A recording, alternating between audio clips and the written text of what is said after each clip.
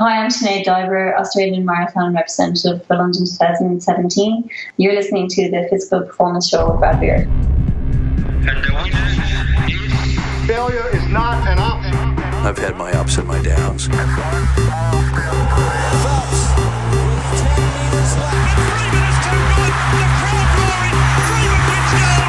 I think it's an absolutely breakthrough experience. Welcome to the Physical Performance Show, the show designed to inspire the pursuit of your physical best performance. I'm your host, Brad Beer.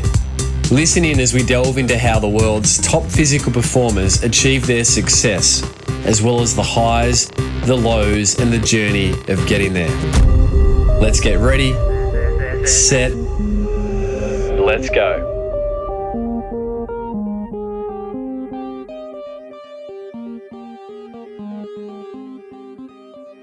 Listeners, welcome to another episode of the Physical Performance Show, the show that takes you behind the scenes of how the world's top and most inspiring physical performers achieve their success.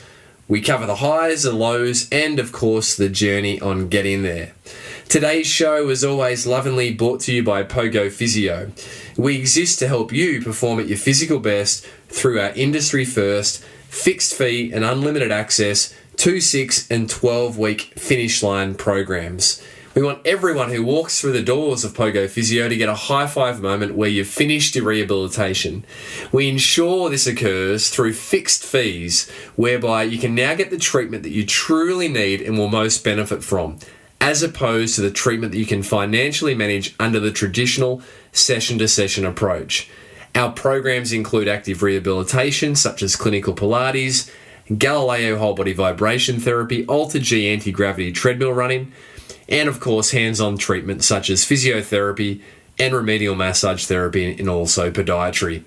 Work towards a set date for your physiotherapy with certainty of spend and certainty of outcome with POGO Physio's finish line programs. For more information, jump over to pogophysio.com.au.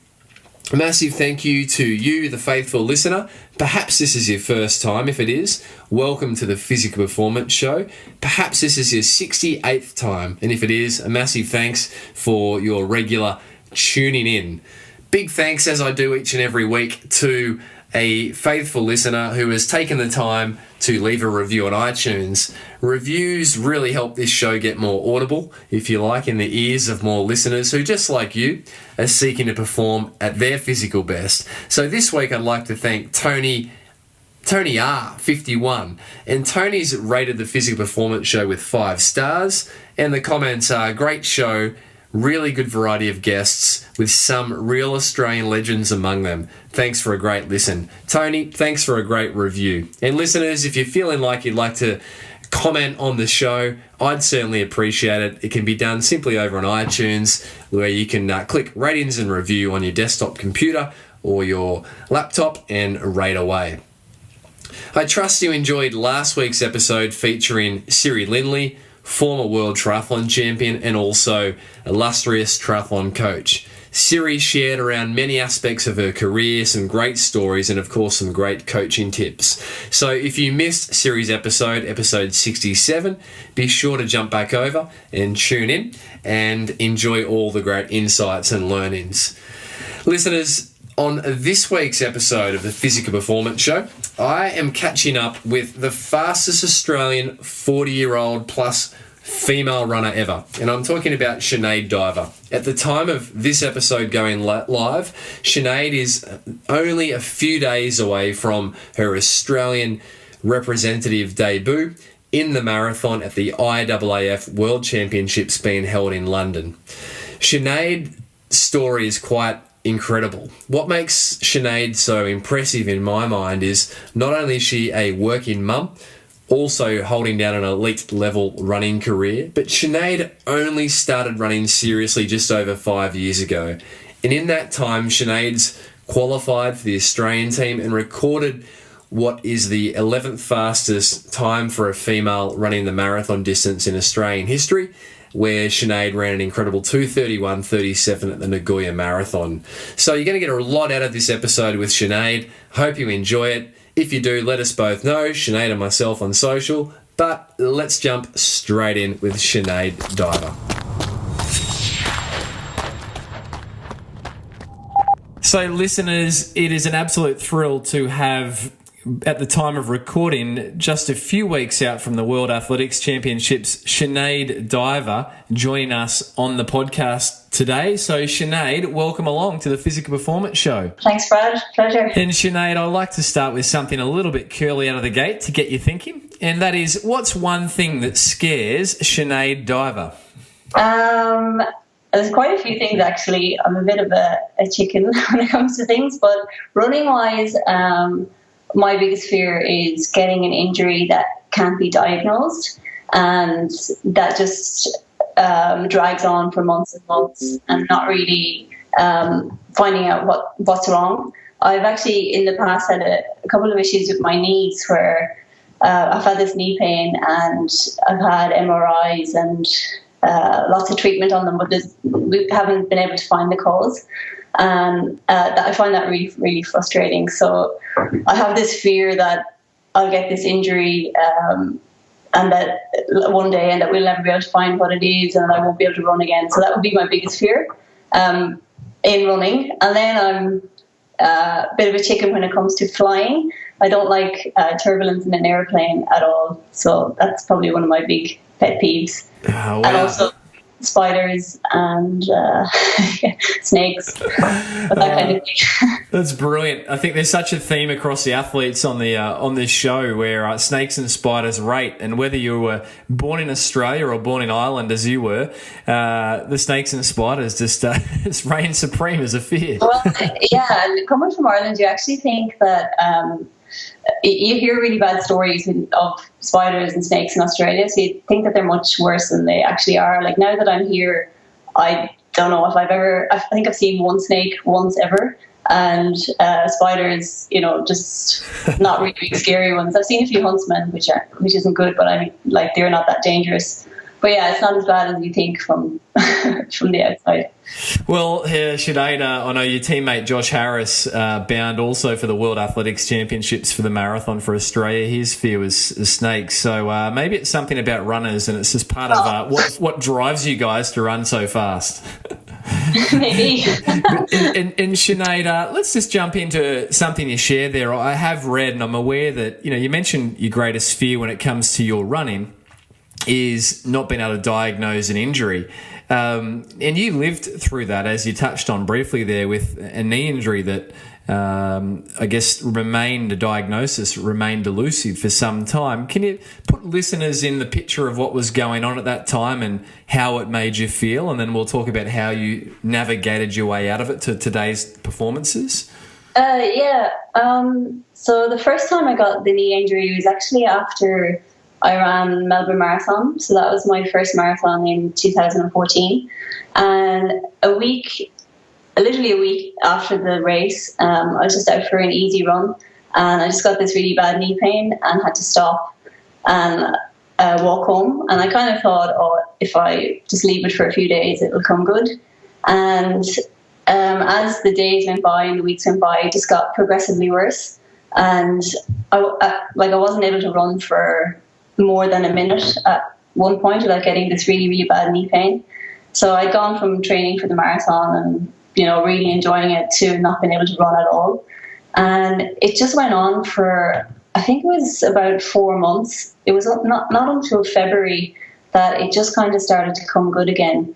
And then after the marathon in Beijing, a similar thing happens with my other knee. I just started getting, it was probably a few weeks after the race, and just started getting this knee pain again. And it was the same kind of knee pain, just in the other knee. And that didn't come good till 4 or 5 months after as well. But we actually did find the issue with that injury. I had gotten lots of scans on my knee and everything. We couldn't find anything wrong with it. But it ended up being an issue with my ankle. My cuboid bone was subluxed slightly. So I went to see a podiatrist at Sports Spinal Health in Hawthorne, and he spotted that and put a little bit of padding underneath my foot and just taped up my foot. And that evening I was able to run pain-free. And that was like, prior to that, I hadn't been able to run for like 30 seconds without really, really bad knee pain. So we did actually find the issue with that one. But with my knee the previous year, I had no idea what was wrong with it. So even to this day, you never got a clear diagnosis. It was more now No. it's passed and you kind of have moved on. Yeah, it just kind of came good in the end, and I was just so glad to be out of that period.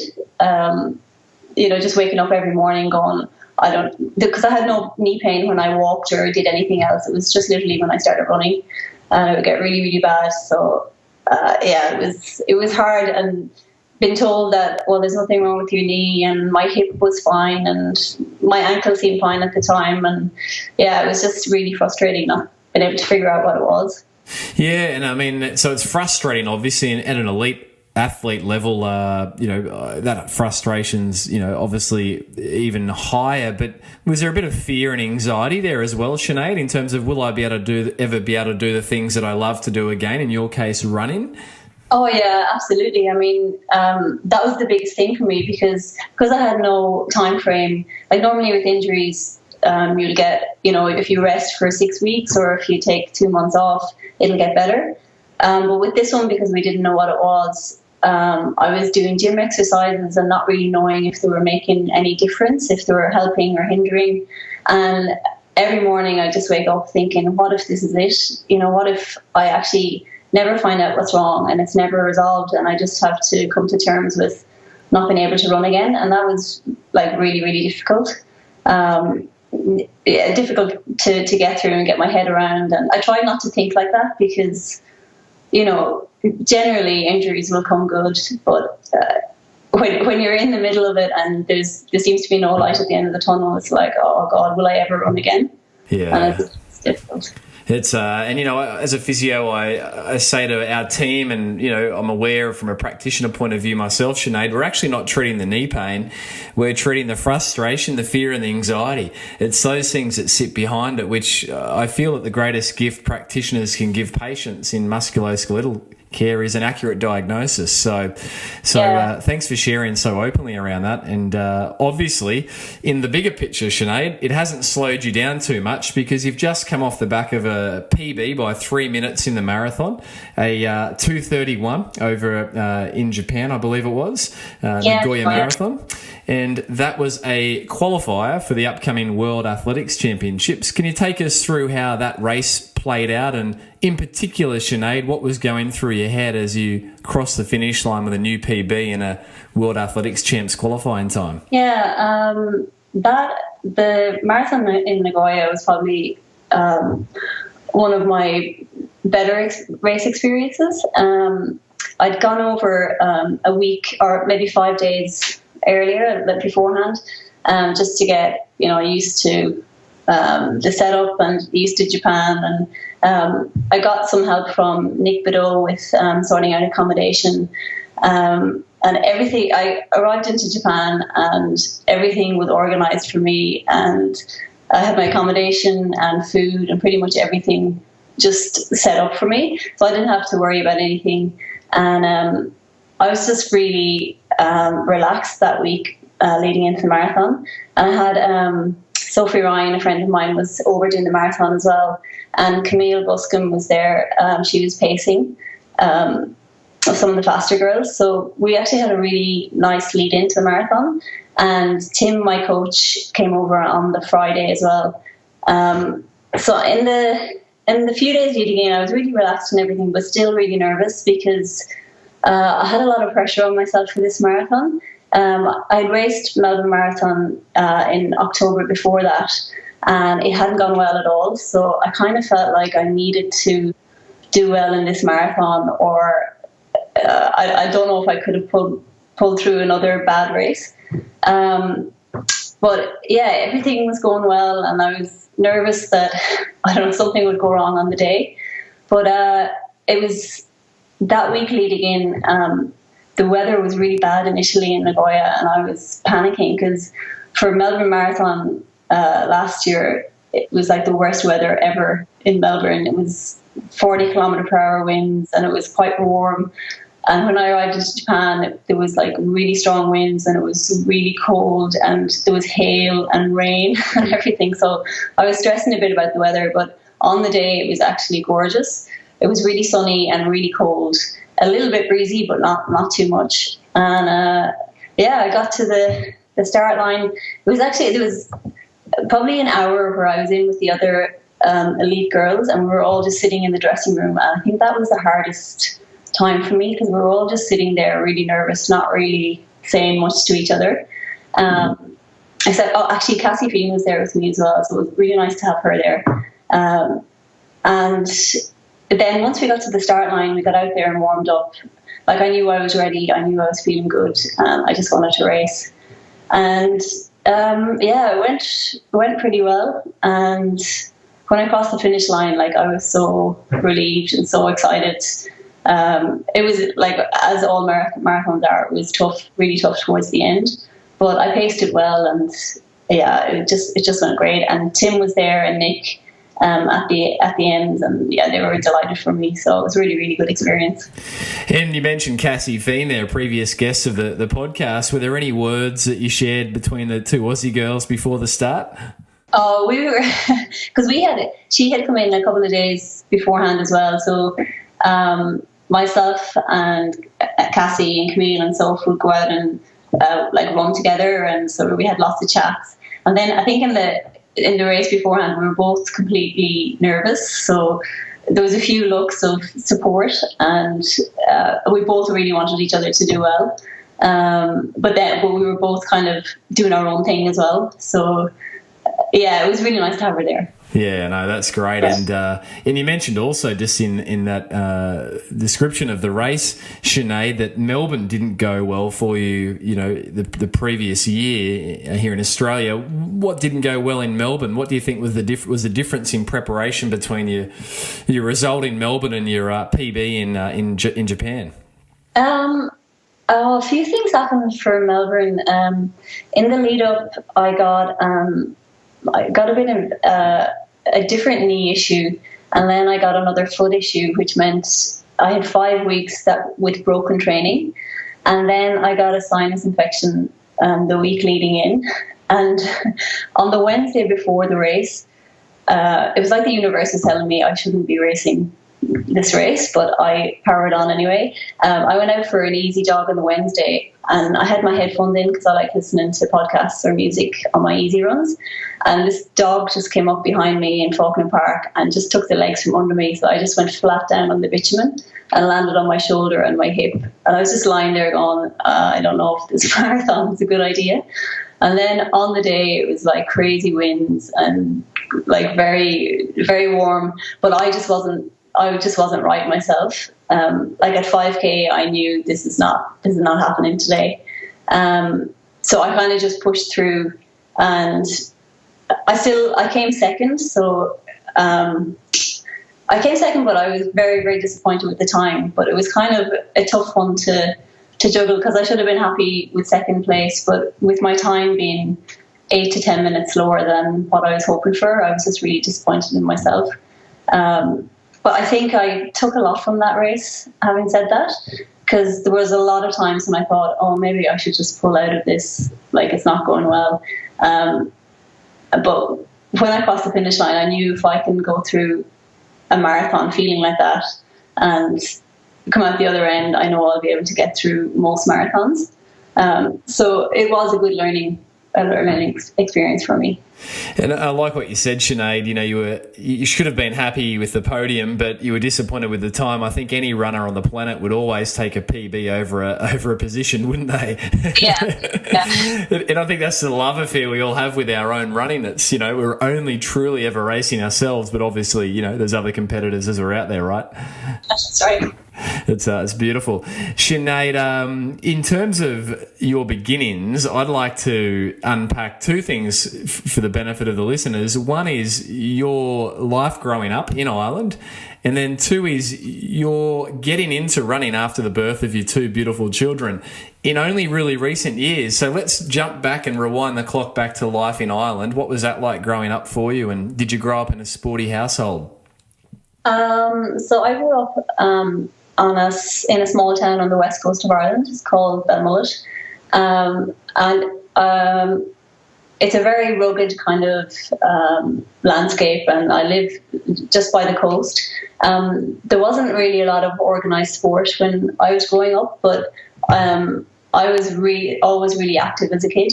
Like, we used to spend our summers at the beach, even though it was really, really cold, but back in the sand dunes, exploring and like swimming in the sea, and then climbing cliffs. And this is how we spent like our days off school, just exploring and like back at the coast and finding rock pools and all that kind of thing. When I got to secondary school, I started to play basketball, and that was kind of my main sport. And then I went to uni and studied PE and Irish teaching. So I got across a wide range of sports in uni, but never athletics, actually. Our athletics, we had a module in athletics, but it was very theory-based, very much how to teach it to kids rather than a practical approach. But I do remember our lecturer at the time, he wanted to give us a taste of some cross-country, and he brought us out to this field with a ditch in it, and it was a freezing cold, really wet day, and we were all, I think we had a party the night before, so we were all really hungover, and he was just telling us to run around the field and like up over the ditch and stuff. I thought it was the craziest thing I'd ever seen. I was like, why would anybody choose to do this? So that was kind of my informal introduction to cross country. Not that I really, I guess that's not really what it's like, but that's what the impression I got at the time. And then I studied IT for a year after teaching, and I got into IT rather than teaching. And after a few years working in Dublin, I decided I wanted to move to Australia for a while, and came out here with my partner at the time, and we travelled a bit and lived in Sydney for about 6 months or so, and then eventually moved to Melbourne for work, and that was probably 2003, I think. And I joined a basketball team in Melbourne, just a social, casual thing, and did that for a few years. And when I was 32, I had my first child, Eddie, and it was after that I kind of started getting into running for a bit of fitness. I always kind of ran a bit in the gym, and I do maybe run once a week around Albert Park Lake and stuff. But it was actually my sister who she lives in Melbourne as well, and she was taking part in this race called the Corporate Cup, which is around the Tan in Melbourne, and it was this team-based event that was run once every 2 weeks. And the company she worked for, they had a team of 4, I think, or 3 or 4, and they needed one more person, so she asked me to join in.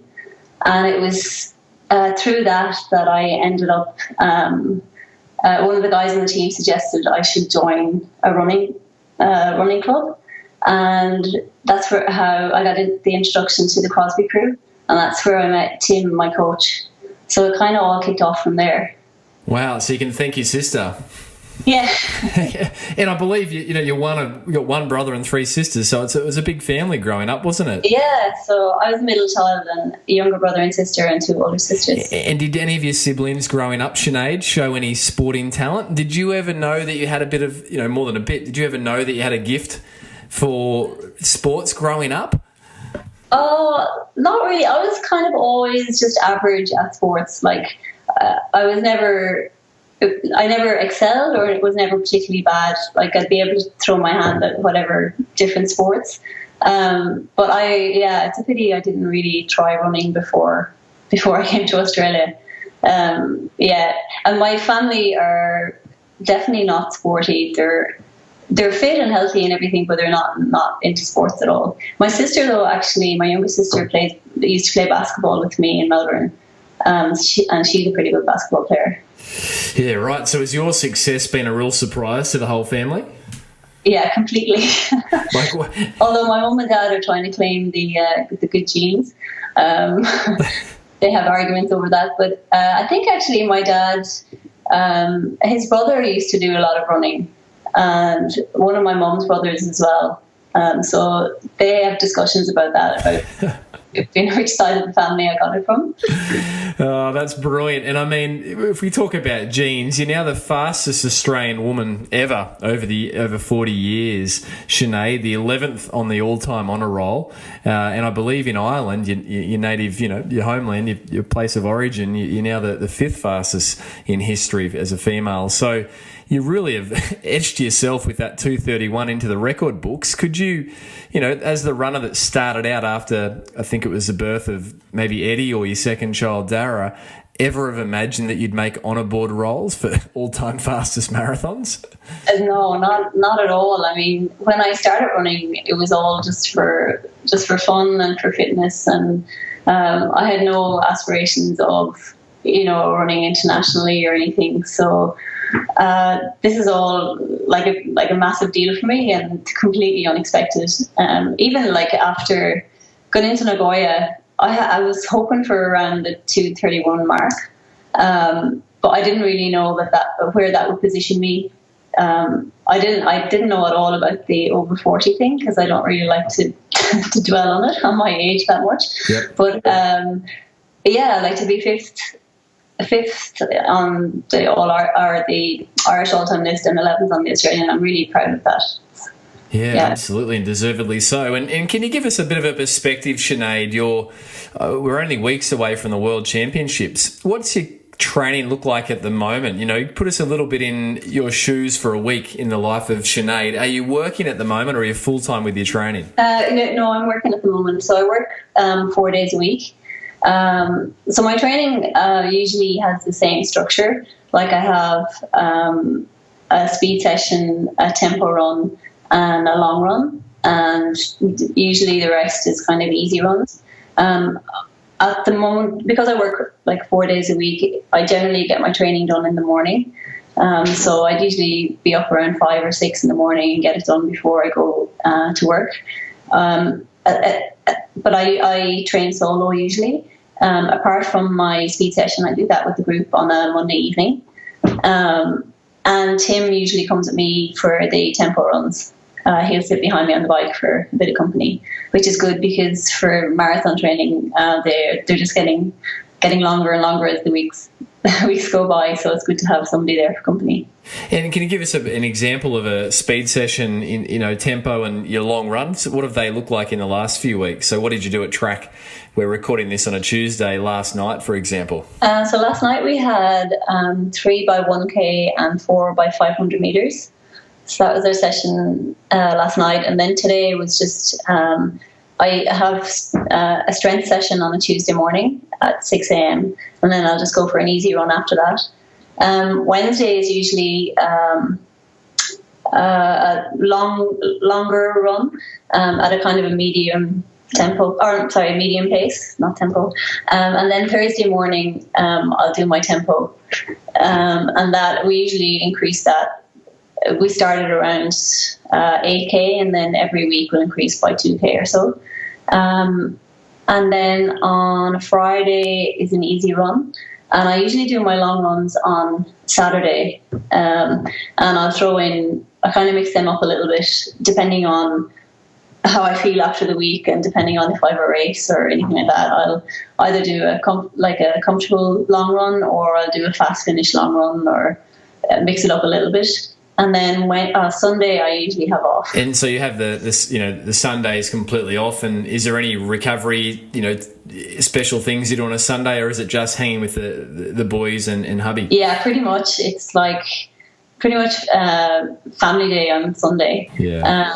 Yeah.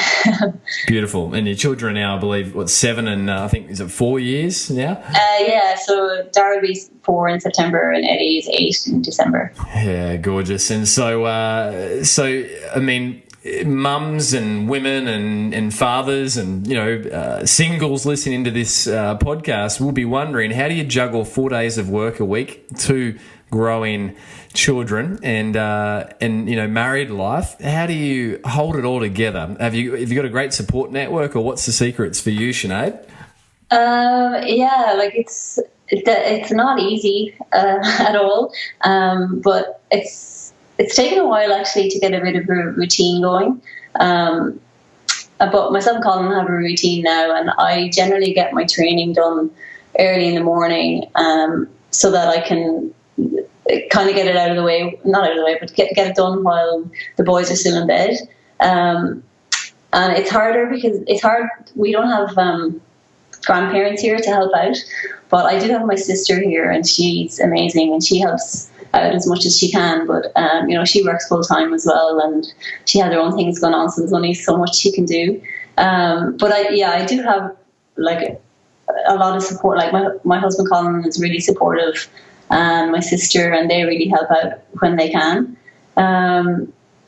What else? I think generally we have a routine that works. Sometimes it gets thrown, if the boys get sick, or if there's pressure from work to do overtime and stuff like that, it can throw things out a lot. But in general, when things are going smoothly, we have a routine that works. And stuff like socializing has definitely taken a backseat, so that's not high on the priority list at the moment. And stuff like laundry and housework and everything, I get done, at silly hours of the night, like 10 o'clock and stuff, and that's when I do that kind of thing. It's difficult, but I enjoy it, and I love running, and it's a massive part of my life, and Colin is really supportive of that, so it works. You make it work, and I think it's one of the beautiful things I love about the marathon community, even at the elite level, is so often, national representatives are juggling a workload. I know Marty Dent, one of our former guests on the podcast, he shared around his working life, and I just think it's so commendable. And as you say, you make it work because it's something that you love. Sinead, you mentioned gym work. You're doing that twice a week regularly. What sort of things would you be doing in your gym sessions, Sinead? Oh, well, I used to hate gym sessions. I used to try and do them myself, but I just kind of got bored in the gym. But I'm lucky I've found a guy, his name is Lee, and he's at Southside Fitness in St Kilda. And I do the gym sessions on a Tuesday morning with a couple of friends of mine. And any morning we go in, Lee has a smile on his face, and he is like a special gym session set up for us. And he just has some really random exercises, but he makes it really fun, and it goes for the hour. Like we do stuff like bunny hops and koalas, really stuff I've never really heard of before, but that really, really work and are very much geared towards running.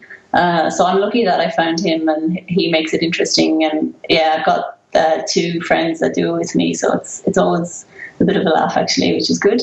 That's brilliant. How long's that been part of your running program for, Sinead? Have you been doing strength work since you started in running only a few years ago, or is it something that you've only just picked up recently? Oh, no, I actually didn't get into strength work until probably I got injured. I realised, I probably should have been doing this a long time ago. And then I only met Lee really last year. So I think I'm only doing it consistently probably for a year. Like when I think of it now, I mean, I should have been doing it long before this, but I didn't really realise the importance of it, I guess. And you've obviously noticed it's made a difference, right, in terms of your performance and your injury risk? Yeah, well, like I've had a few little injuries like in the last year or so, but nothing major, and I've been able to, get over it better than I have in the past. So I think I'm a bit stronger and more resilient because of the gym exercises. Yeah, and that's a beautiful word, resilience. It's the sort of word I like to throw around in terms of what strength and conditioning can do for runners. Just makes their tissues more resilient to deal with the workload. And Sinead, your long runs, what have they been like in the last few weeks? How many kilometres and what sort of pace, have you been sort of running them at? So long runs I usually do at a relatively comfortable pace. So I never actually look at my watch for my long runs. I just usually have my headphones in and listen to stuff and just go out for a run. But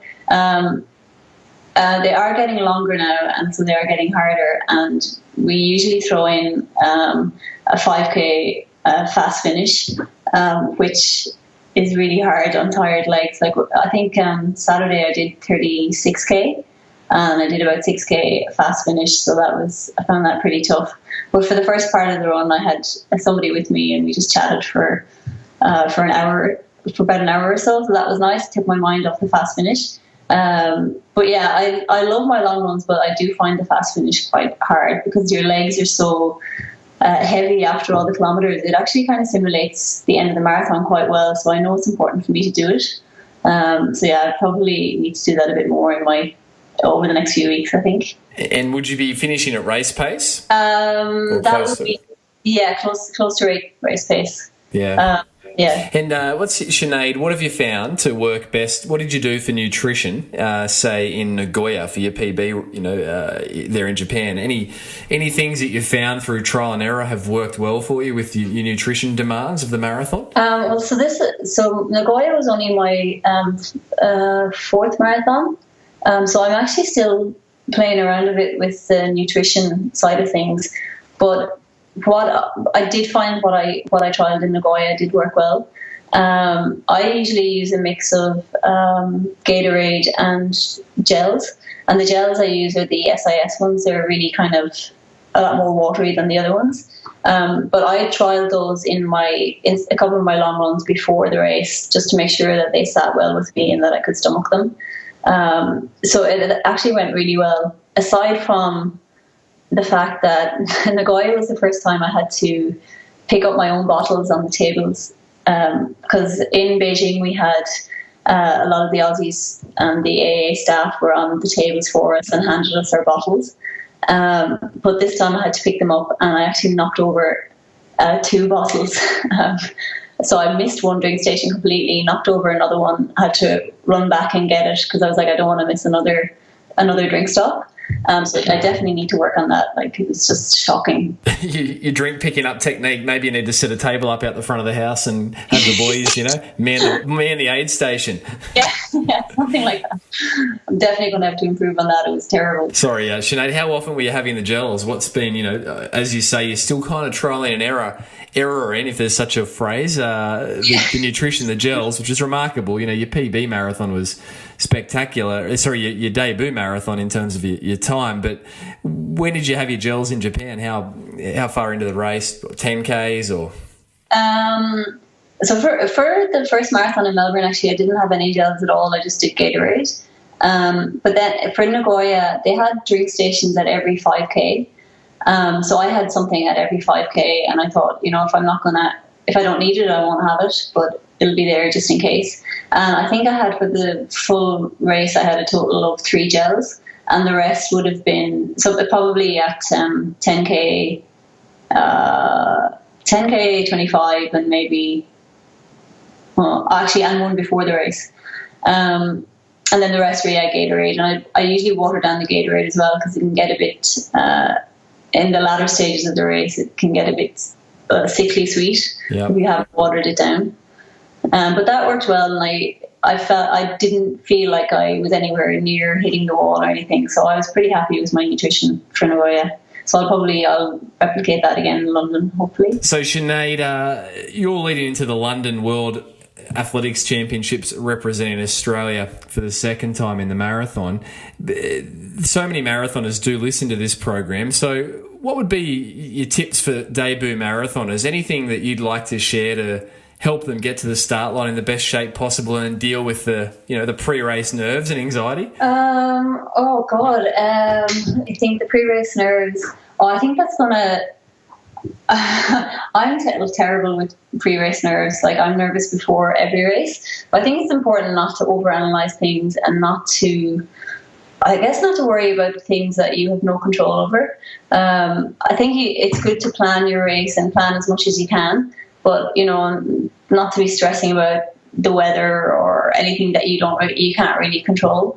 And then for the race itself, I think the most important thing in the marathon is to go out feeling really controlled for pretty much at least half of the race. So you should nearly really be enjoying the first half of the race, because it's a very long way. And if you're struggling at 21 kilometers, it's a long way to get to the finish line. Absolutely, there's nothing worse than that last few Ks when you've gone out too hard. It's a long way in. Sinead, for mums, you've got a big following through the mothers that run, Running Mums Australia, for example. You've got a lot of eyes that look at you with amazement. Is there anything you'd like to share for the mums that listen into this program, whether they're runners or not, but mums that are out there listening that are seeking their physical best? Any tips you'd share on how to keep it all together?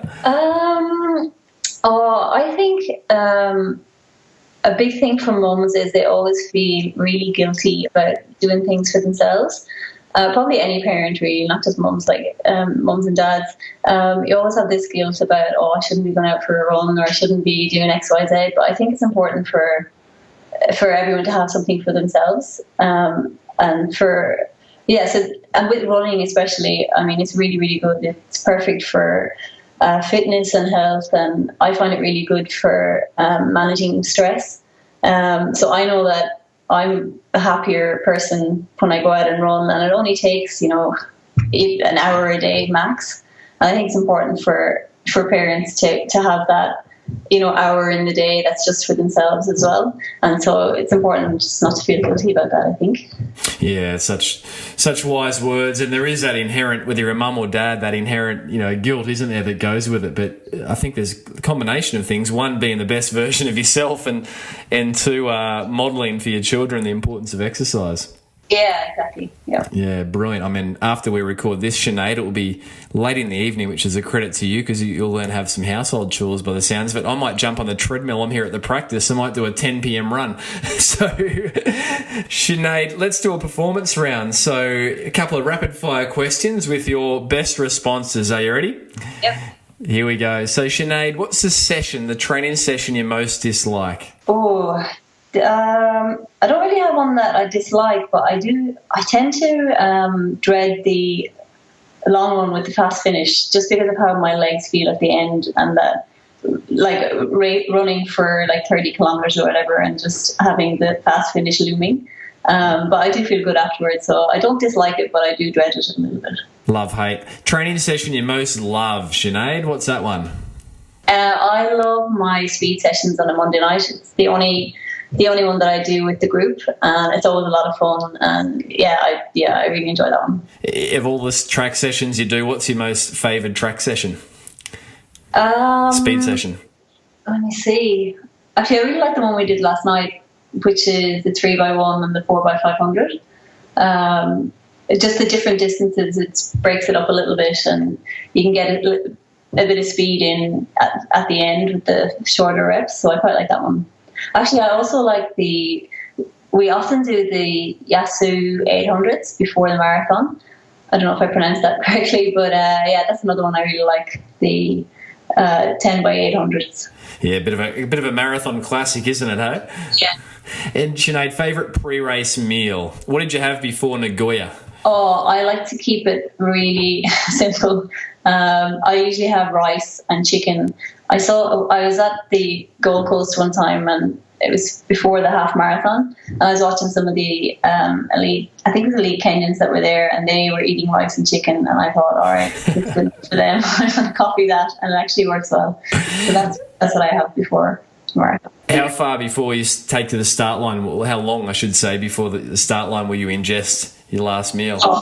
Well, I'd have that the night before. So then before the actual race, I'd have, usually because they're in the morning, I'd have a bagel, banana, porridge and orange juice. And that would be I'd have that 2 hours beforehand, and then maybe a banana an hour beforehand. Yeah, great. Bedtime and morning time. What's that look like for Sinead Diver in training at the moment? Bedtime is probably around 10:30, 11. And I usually get up around 5 or 6 in the morning, depending on what training session I have on. Who's the athlete, Sinead, that you most admire, and why? This is a tricky one because I didn't start athletics till later. I actually wasn't really across it in my youth, so there's nobody I really looked up to when I was younger. I mean, we had Sonia O'Sullivan in Ireland, but I only really appreciate her achievements now. And I look at her times now and I'm like completely in awe of everything that she has done. That's only since I started running myself. I really admire, and the girls that I follow now are probably the girls, the Aussie girls that are racing now, like Eloise and Lisa and Jess. So I follow their journeys and find them, I admire them and find their performances very inspirational. Yeah, and listeners, jump back and listen to the three runners that Sinead just mentioned there. Their stories are all shared on previous episodes here. So, Sinead, you're joining some of your most admired athletes as a guest. So there you go. Yeah. Tell me, the toughest competitor you've ever raced. Who was that and why? I probably don't have any one in particular.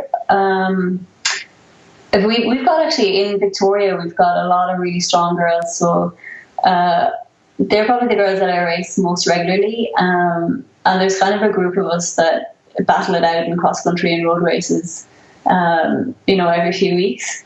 And I haven't really raced people like, I don't think I've ever raced Lisa actually. Maybe we raced Eloise once. So I haven't raced anybody often enough. But actually, Millie Clark is, she has an amazing kick at the end of a race. So a few times we've raced or in the past and recently, she has come gliding past me with 500 meters to go, and she just has this massive kick, which I have no response for. So I find that really tough. That's something I'll need to work on, I think. My kick is very brilliant. So, Millie, and is there a mantra that you use or some self-talk that you use while you're racing? Generally for the marathon, it's just to keep controlled. Because you can't push it too early. So yeah, I don't really have a mantra, but I do have just keep controlled, don't overdo it, don't lose sight of, how long this race is, and just to keep focused and not go too crazy at the start. So more like some racing maxims. Tell me, Sinead, how would you, if you could use one word to describe your racing style, what would it be? Oh, to describe my racing style? I'm pretty determined. I don't know if that's how my racing style is, but I'm not sure really. I like that, determined. Tell me, how would you, Sinead, describe being in the zone? How do you wrap words around that? I love when I'm in the zone, because that's a feeling of, you're running well, you're in control, and you can do this for, the remainder of the race, however long it is. So I love when I'm in that zone and I'm just totally focused on the race and not what's going on around me usually. And yeah, it's a nice feeling being in the zone. When was the last time you were in the zone, Sinead? Oh, let me see. Probably, when did I race last? Probably, I was in the zone. Actually, in Nagoya, I was in and out of the zone a bit because it's a women's only race. So there were a lot of sections of the race where it was just me on this really, really wide road that seemed to go on forever, and I would notice myself coming in and out of the zone, kind of thinking, oh my god, I have so far to go, and it's so quiet, and it was almost, I had to keep reminding myself to to focus and just to get back into the zone, but I guess probably that race. Yeah, great. Then we're coming in the last two questions of the performance round. Sinead, what's the hardest training session you've ever done? We do a session around Albert Park Lake. We do maybe 3 or 4 laps of the lake, and we get faster each lap. And that is a killer session. But that final lap, it really hurts so badly. It's probably pretty tough one. Nice. And the last question on the performance round, what's the funniest thing you've ever seen out training or racing while you've been running? God, I'm terrible for observing stuff on my runs. I usually have my headphones in and not really take notice of anything. Maybe at the start of a couple of the AV races, just when there's a massive queue for the Portaloo toilets, and there's people who are about to race in like 5 minutes, just to see them scattering around the area trying to find places to go for a pee because they can't queue. They won't make the race in time if they wait for the Portaloo, so that's kind of funny to see that. But yeah, other than that, that's it. I think I'm with you there, Sinead. Geez, some of the pre-race toilet activities are nothing short of just funny. You know, when you see, as you say, runners scrambling on bridges and bushes and parks, and oh gosh, it's a spectacle, isn't it? Sinead, well done. You finished your performance round interval session. Tell me, what's on your bucket list in sport and out of sport, Sinead? Looking ahead. Running wise, I definitely want to compete in a few more major championships. I mean, I would love to make the Olympics, run the marathon, the Olympics. That would be a dream come true. As well as that, I want to. I feel like I'm running better now than I have ever done. So I want to notch up a few PBs, like in most distances from 5K to the marathon. And then in life in general, I probably want to, once my competitive side of running kind of dies down, I want to focus on my career a bit. I also want to buy a house and probably do some travel with my kids before they get too grown up, and yeah, don't want to bar mum and dad. So see a bit of the world with them when they're younger. Oh, brilliant. Tell me, Sinead and listeners that like to perform across a variety of physical endeavours, if you could boil down all the learnings you've picked up from your years competing so far into one bit of advice across the board, what would that magical one piece of advice be, Sinead, on how to perform for listeners at their physical best? Probably the most important thing is to enjoy what you're doing, enjoy the process of it. I think for me, like, I love to run, and often though I find myself like dreading tough training sessions or going, oh God, I have this session tomorrow. But I have to remind myself that when I was injured, how awful it was that I couldn't run, and after kind of just remind myself that it should be something that I'm enjoying, and I need to fully appreciate that at the time, rather than kind of just head down driving towards XYZ goal. So just, I guess, enjoy the processes as you go along, and not just the end race, because often the end race, well, not often, but sometimes the end race doesn't turn out like you planned. So it's important to enjoy the journey on the way there, I think. And that sounds a bit analogous to life, doesn't it, hey, Sinead? Enjoy the journey. Yeah. With all the highs and the lows. Sinead, listeners, we like to issue a physical challenge for the week. So this can be extremely hard or extremely easy or in between. We've had all sorts of physical challenges laid down by the show's guests. What's Sinead Diver's physical challenge to listeners going to be for this week? I think it will have to be this plyometric exercise that we do with Lee in the gym that I absolutely dread, and we do it every week. And it sounds really easy. It's called bunny hops, but it's a killer on the quads. So the challenge would be to do 20 reps of bunny hops with a 30-second.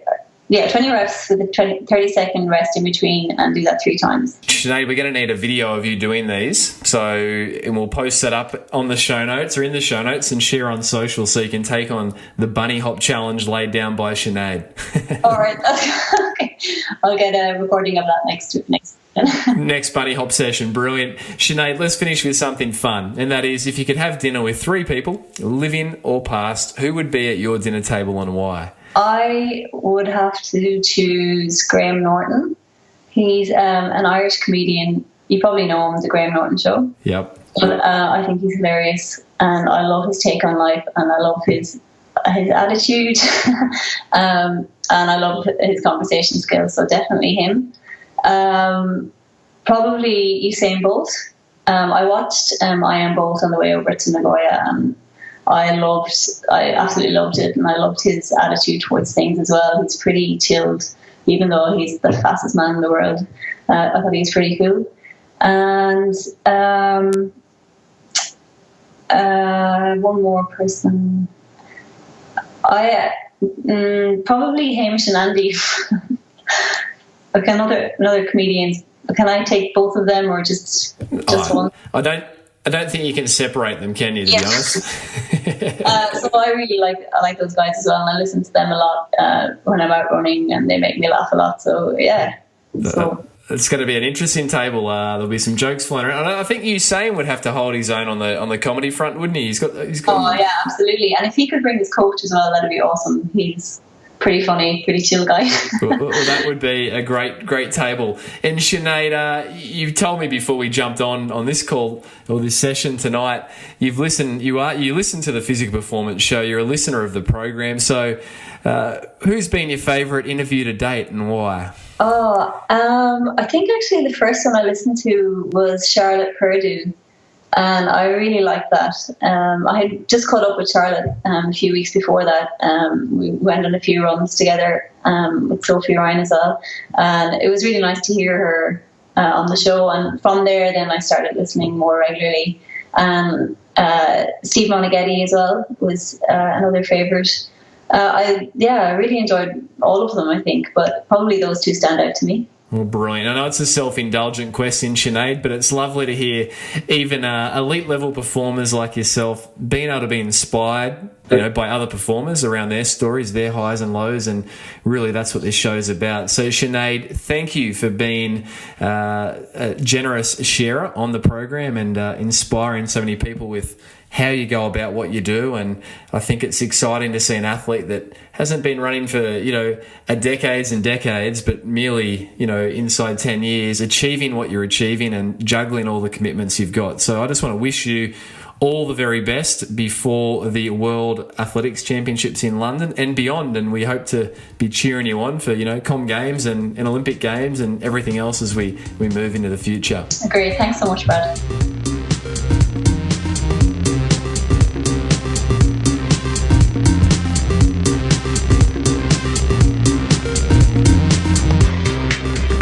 So, there you have it, listeners, another episode of the Physical Performance Show. If you enjoyed this week's episode, be sure to let myself and Sinead know. You can tag us in on social media and let us know what your number one takeaway from the episode was. And also, if you take on Sinead's physical challenge, be sure to tag us in on social with that one. A massive thank you to the good folk who make this show possible each and every week. And I'm talking about Daryl Misson, audio engineer, and Susan Wilkin, Shows VA. Massive thanks, guys. Copy of the show notes can be found over at pogophysio.com.au. And if you'd like to share the episode around, I'd appreciate it. It's as simple as hitting the share button from your smartphone and pick your medium. If you know someone that would get a lot out of today's sharing, perhaps they're a running mother, perhaps they're a runner, or perhaps they're just someone who juggles sport and work, or they're someone that's looking to get into running, then please share away. That helps enormously in getting the word out about the Physical Performance Show. Lastly, if you're into running, you can now pick up your copy of my Amazon Running and Jogging bestseller, You Can Run Pain-Free, over on Audible or iBooks.